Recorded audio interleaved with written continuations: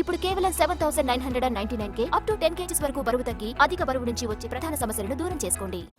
ముఖ్యమంత్రి జగన్మోహన్ రెడ్డి తమను నమ్మించి మోసం చేశారని రాయదుర్గం ఎమ్మెల్యే కాపు రామచంద్రారెడ్డి అన్నారు. కళ్యాణదుర్గం, రాయదుర్గం నియోజకవర్గాల్లో తాను తన భార్య ఖచ్చితంగా పోటీ చేస్తామని ప్రకటించారు. ఈ వ్యాఖ్యలకు మాజీ మంత్రి కాల్వ శ్రీనివాసులు కౌంటర్ ఇచ్చారు.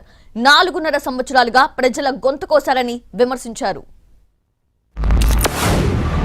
సజ్జల రామకృష్ణారెడ్డి గారు వచ్చి చెప్పారు. ఈ విషయాన్ని విని వచ్చేసాను.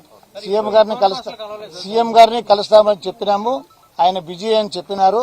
ఇంకా ఉదయం 10:30 నుంచి ఇంతసేపు ఉన్నాము. ఇంకా ఇంతకన్నా పెద్ద అవమానం మాకు అవసరం లేదు.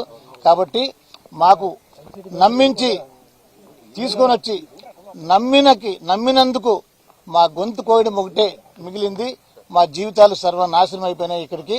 కాబట్టి ఇప్పటికైనా కూడా మేము సొంత నిర్ణయాలు తీసుకొని స్వతంత్రంగా బ్రతకాలనుకున్నాం. కానీ కాబట్టి తప్పకుండా నేను, నా కొడుకు లేదా నా భార్య ఒక దగ్గర పోటీ చేస్తారు.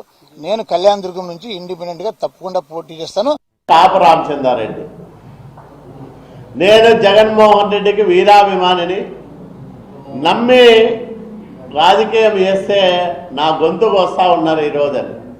4.5 సంవత్సరాలుగా మీరు ప్రజల గొంతు కోసారే, ప్రజల నమ్మకాన్ని వమ్ము చేశారే, నయవంచకులుగా మిగిలారే, నమ్మి ఓట్లేస్తే పచ్చి మోసం దగా చేశారే. మీరు రాజకీయాల్లో కొనసాగడానికి అర్హులా అని నేను వైసీపీ నాయకులను అడుగుతా ఉన్నా.